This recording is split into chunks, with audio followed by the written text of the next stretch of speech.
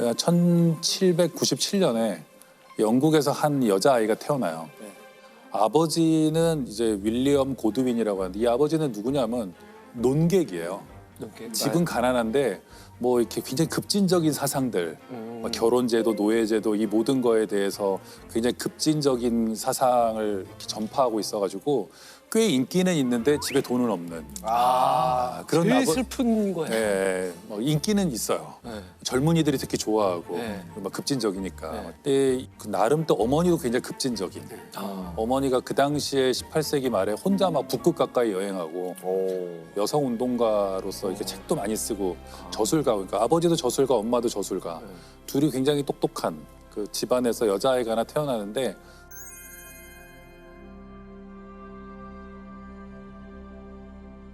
제네바에 갔는데 그 전해에 뭐 엄청난 일이 발생합니다. 그러니까 뭐가 발생하냐면 인도네시아에 탐보라 화산이라는 화산이 폭발해요. 엄청난 화산이 폭발이었던 거예요. 1600년 만에 큰 화산 폭발이어가지고 1815년. 네, 그렇죠. 중요한 사건이에요.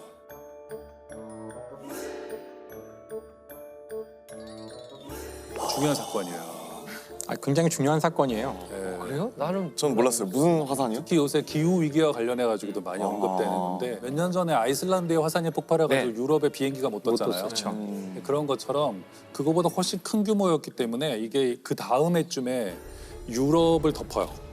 그래서 유럽은 여름이 없던 해로 기록되고 계속 비만 내리고 여름인데 봄보다 더 추워요. 야.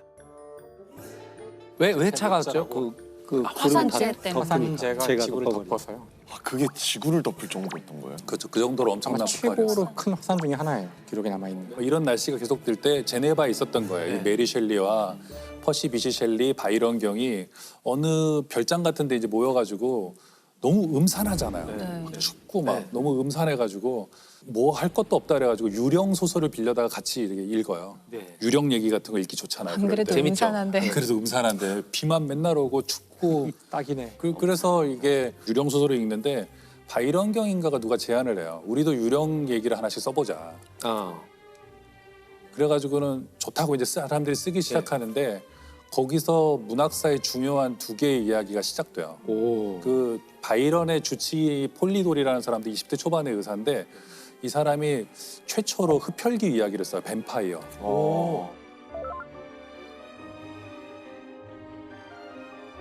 이 사람이 이제 그거를 최초로 쓰게 되고 또 그 제가 조금 전부터 말씀드렸던 메리 셸리는 그때 18살인데 이때 쓴 소설이 프랑켄슈타인이에요. 프랑켄슈타인 얘기를 그때 착상을 해서 20살의 문학사의 길이 남을 이 최초의 과학 소설이자 공포 소설 그리고 가장 유명한 괴물 캐릭터 중에 하나잖아요. 네. 지금도 소비되고 있죠. 그렇죠. 네. 지금도 뭐만 하면 프랑켄슈타인 같다 맞아요. 이렇게 얘기를 할 정도로 네. 괴물 같은 작가죠. 그렇네요. 그러네요. 18살에.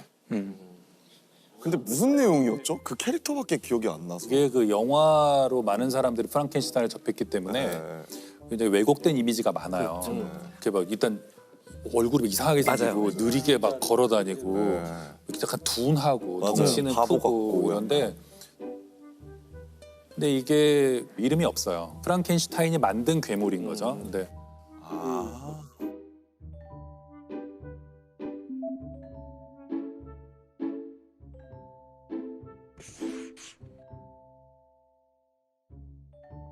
근데 원작을 읽어보시면 원작의 프랑켄슈타인이 굉장히 민첩해요. 약간 요즘은 슈퍼히어로 같은 느낌이에요. 동해번쩍 서해번쩍하고 예, 그냥 날아다닌다고 느낌이 들 정도로 그냥 빠르고 막 이래요.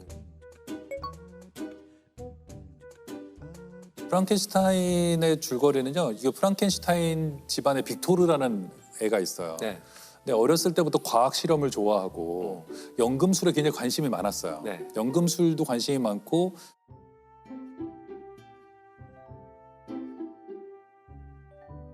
그러다가 얘가 대학을 갑니다. 뭐 잉골슈타트라는 대학에 가서 그래서 좀 제대로 화학도 배우고 여러 가지 해부학도 배우고 막 이게 배우게 되면서 얘가 어느 순간 자기가 이게 생명을 창조할 수 있다는 생각을 하게 되죠. 그래서 아무한테도 얘기하지 않고 몰래 이렇게 시체 해부소 같은 데서 이렇게 묘지 같은 데서 가지고 와서 만들게 되고 몇 년의 각고의 노력 끝에 살아 움직이는 어떤 생명체를 만들게 되죠.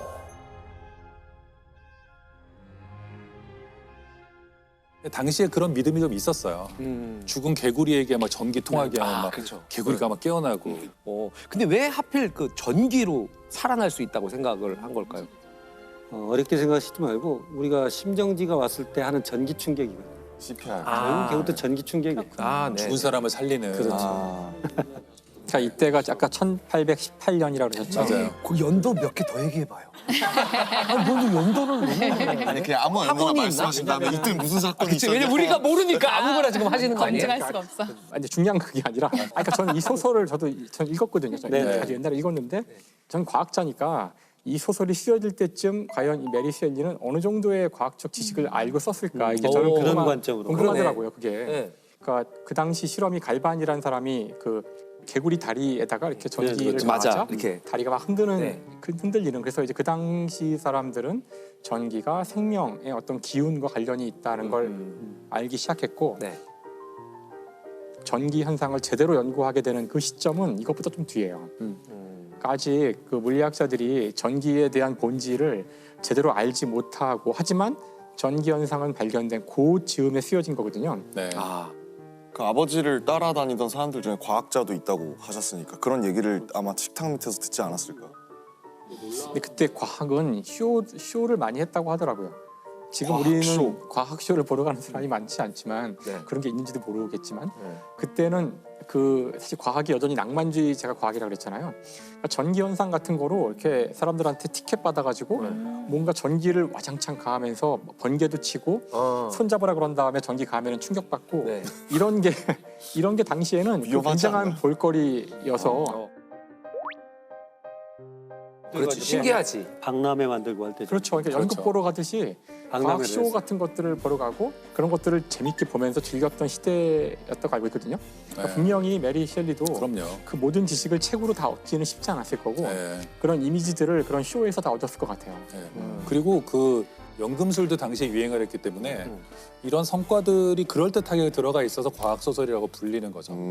하여튼 그런데 이 만들어 놓고는 너무 무섭다고 생각해요. 네. 그 끔찍하다고 생각해서 버려요.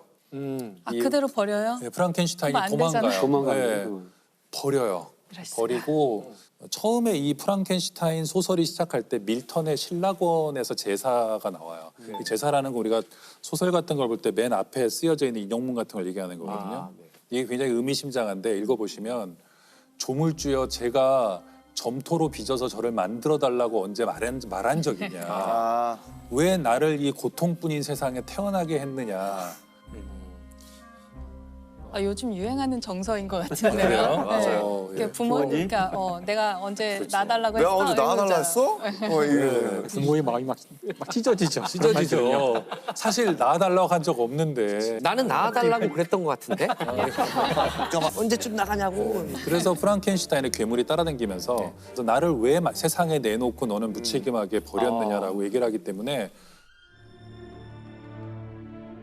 그러면서 처음엔 실수였지만 나중에는 이제 프랑켄슈타인의 괴물이 따라다니면서 프랑켄슈타인 가족들을 죽이기 시작해요. 처음에는 그렇게 본격적으로 죽이지 않고 실수로 죽이는데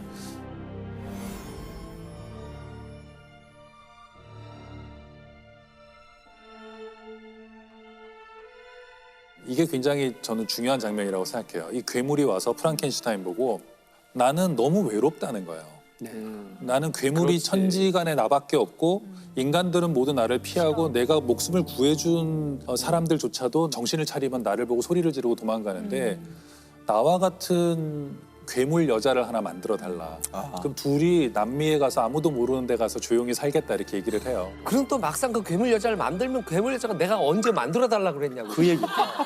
나는 왜 만들었냐. 그렇지. 그렇죠. 그래서 이 사람이 고민해요. 왜냐하면 하나를 더 만들면 번식을 할 거 아니에요.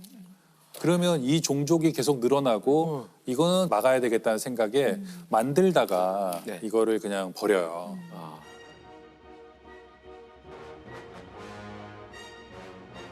그러자 너무 화가 난 이 괴물이 정말 마지막 희망이었는데 그때부터는 원한에 사무쳐서 가족들 다 죽이고 특히 어떤 순간에 죽이냐 하면 어려서부터 집에서 같이 자란 엘리자베트라는 사촌과 결혼하는 결혼식 날 신부를 죽이고 그다음에 뭐 아버지를 죽이고 뭐 하여튼 다 죽이기 때문에 나중에 이 그 프랑켄슈타인은 이 괴물을 내가 내 손으로 죽이는 수밖에 없다고 해가지고 북극에서 막 추격전을 벌이다가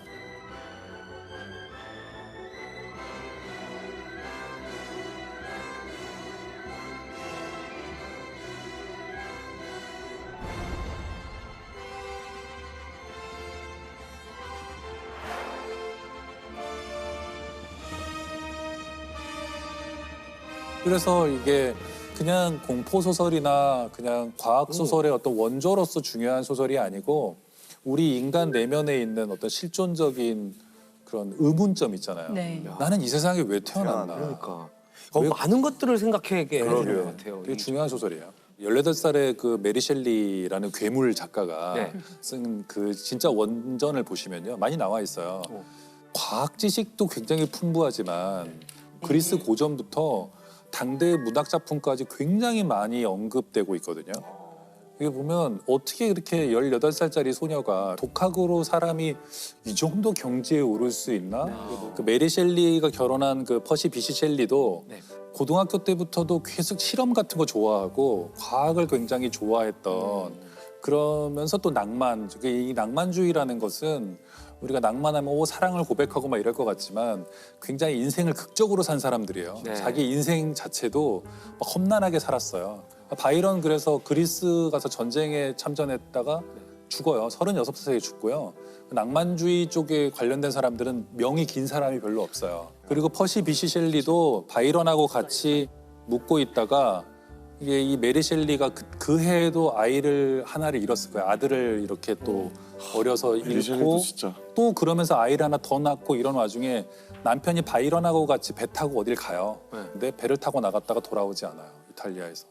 남편은 한 열흘 후에 이제 시체로 발견되고 어머. 그 죽었을 때 남편 나이가 한 29? 그러니까 메리 셸리는 삶에서 고통이란 고통은 다 겪은 사람이고 일단 뭐 천재이고 너무 똑똑한 사람이고 이런데 너무 인생에서 연민이 느껴지는.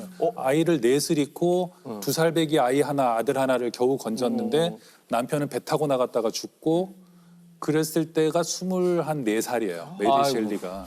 그리고 이미 프랑켄슈타인은 출간했고 뭐 이미 유명해지고 있었긴 하지만 뭐 그렇게 되고요.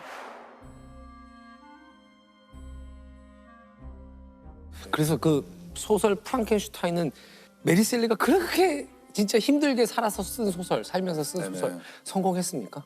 성공했으면 좋겠다. 처음에 그 20살에 이제 출간을 했죠. 18살에 쓰기 시작해서 20살에 출간했을 때는 그렇게까지 성공적이지는 못했지만 그게 사람들 사이에서는 굉장히 회자됐다 그래요. 그러니까 뭐 그런 기록들이 있어요. 당시 런던에 있는 사람들이 그 소설 읽어봤어? 막 이런 식으로 되게 회자됐는데 화제가 됐을 것 같아요. 그동안에 없던 이야기, 네, 완전히 새로운 지금 들어도 이야기니까. 너무 재밌고 사실 흥미진진한데. 그렇죠. 네. 그리고 그 이후에 나오는 많은 소설의 원형이에요. 그렇겠어요. 그리고 몇 년 후에 이제 자기 소설로 연극이 상연되고 있다는 얘기 들어요. 네. 연극이 또 데이트예요. 근데 그 연극에서 말하자면 지금 말하는 그런 프랑켄슈타인 괴물의 유형이 나오기 시작해요. 여기 막 달린 거요. 이 사람들은 소설보다는 실제 눈으로 본 걸 훨씬 잘 기억하잖아요. 그러나 문제는 뭐냐면은 많은 사람들이 아버지가 써줬을 거야. 아, 그런 게 제일 억울할 것 같아요. 네네. 아버지가 유명한 작가잖아. 아버지가 써줬나 보네. 근데 메리 셸리가 영리하게 그 책을 아버지에게 헌정했어요. 아버지 써준 게 아니야. 뭐 뭐뭐뭐뭐의 저자 윌리엄 고드윈에게 했기 때문에 설마 자기가 쓰고 자기한테 헌정했겠어요? 그러면 아버지는 아닌 것 같아. 그 다음에 사람들이 가장 많이 의심했던 것은 남편이 써줬다. 남편이 유명한 시인이고 시인이니까. 또 에세이도 많이 썼기 때문에 이 남편이 써줬나 보네라고 그리고 오해를 이 많이 받았어요. 젊은 여자가 그럴 리가 없다라고 없다. 생각을 한 거죠. 이런 대단한 소설을 쓸 리가 없다. 또 기존 질서에서 받아들일 수가 없었던 거예요. 말씀하신 거에 좀 덧붙여 보자면 2018년에 이제 이게 출간 200주년 큰 행사가 있어서 그랬군요. 예, 과학기술계에서는 이제 이걸 좀 그 여러 가지 형태로 이제 그 축하하고 했었는데 그래서 한 잡지에서는 특집으로 다룬 적도 있어요. 거기 어떤 스토리가 나오냐면은 이 메리 셸리는 왜 이런 소설을 그때 썼을까? 자신의 어떤 자전적인 경험일 수도 있고 아니면 그냥 제네바 호수에서 떠들다가 위령력을 만든 걸 수도 있겠지만 그렇게 단순한 사람은 아니었거든요. 무언가 하고 싶은 인간에 대한 이야기가 있었는데 그것을 이렇게 괴물과 뭐 전기 충격으로 만들어지는 뭐 이런 이야기를 통해서 이야기를 한 거죠. 그 당시에 메리 셀리는 정말 무슨 이야기를 하고 싶었을까? 네. 이제 이걸 알려면은 그 시대로 돌아가야 되는데 그 시대의 메리 셀리에 대한 연구를 통해서 알게 된 가장 그럴듯한 추정은 당시 메리 셀리는 그 노예 해방론자였대요. 그 당시 영국을 휩쓸고 있었던 중요한 논쟁 중에 하나가 노예를 해방해야 되느냐 말아야 되느냐의 논쟁이었는데 이 노예 문제에서 메리 셀리가 던진 질문은 해방된 노예들이 인간인가였던 거예요. 우리가 보기에는 말도 안 되는 질문 같지만 당시로서는 분명 어제까지는 마음대로 우리가 돈을 주고 사고 파는 가축이었는데 이제 이들을 인간으로 우리가 인정했을 때 우리가 이들과 함께 살 수 있을까? 이게 중요한 주제였고 그러니까 진보적인 사람들은 당연히 살 수 있지 우리가 살 수 있고 우리가 데려온 사람들이고 바로 그 질문을 하는 거라고 하더라고요. 여기서는 인종해방 문제를 다루면서 당신들은 준비가 되어 있는지를 물어본 거라고 이제 그런 해석들을 하더라고요.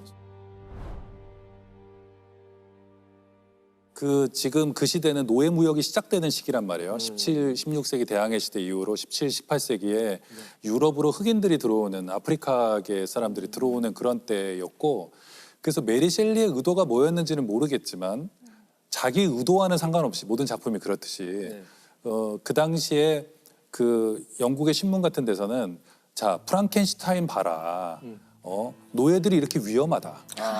반대로. 거꾸로 이용당하는 거군요. 또 이용돼서 저거 봐라 주인을 못 알아보고 공격하지 않느냐. 그러니까 풀어줬더니 풀어주면 안 된다. 풀어주면 저렇게 마음껏 돌아다니면서 그리고 미국에서의 인종차별 같은 것들을 이제 그 연구한 걸 봐도 흑인들의 그 시체적인 능력에 대한 과도한 공포. 그러니까 굉장히 흑인들은 몸이 크고 네. 운동을 잘하고 네. 힘이 세고 절제하지 못한다 이런 이제 편견들을 갖고 있었는데 그게 프랑켄슈타인의 괴물에도 그대로 적용된 거예요. 그렇네요. 몸이 덩치가 크고 크고 힘이 세고. 위협적이고 이렇다고 본 거예요. 그래서 이게 메리 셸리가 어떤 의도를 갖고 있었는지 모르고 어쩌면 이제 노예 제도를 반대할 수도 또 있었겠지만 실제로는 반대로 이용되는 경우도 있었고. 그랬겠네. 괴물 이런 문학 작품 속에서 그걸 이제 느끼진 못하겠지만 그런 이 이야기를 보면서 위로를 받는 사람도 있을 수 있을 것 같다는 생각이 들어요. 그 저는 인간의 마음 속에 굉장히 어둠들이 많이 있다고 생각해요. 네. 왜냐하면 우리는 늘 불안하고 두렵고 정말 미래를 모르잖아요. 맞아요. 공포스럽고. 근데 우리가 점점 더 현대에 올수록 마음을 드러내는 걸 더 두려워하거든요, 사람들이. 이게 어떻게 유통될지 모르고. 내가 진짜 마음을 맞아. 내보였는데. 약점이 돼서 돌아오기도 네. 하고. 그런데 그 괴물은 우리 내면에 갖고 있는 어떤 결함이라던가 네. 또는 어떤 성격의 그걸 과장해서 보여주는 존재거든요. 그래서 자기가 그 존재라고 생각하고 그 프랑켄슈타인이 도대체 나를 세상에 왜 내보냈냐고 울부짖을 때, 왜 나를 왜 만들었냐고 울부짖을 때 자기도 그런 마음이 있다는 것을 이렇게 승인받는 느낌이거든요. 나만 이런 게 아니고 몇백 년 전에도 이런 존재가 있었고 이게 또 문학 작품이라면 내가 괴물이 아닌 거죠. 네. 우리가 특히 사춘기 때는 이 얘기를 다 부모님한테 할 수도 없고 친구한테 할 수도 없어서 뭐 이러고 있는데 보니까 뭐 호밀밭에 파수꾼 보니까 더 이상한 놈이 있네 여기. 그런 괴물들을 저는 문학에서 발견한다고 생각해요. 네. 발견하면 아 내가 미친 게 아니구나. 내가 괴물이 아니구나. 나는 정상이구나라는 걸 발견할 수 있다고 생각해요.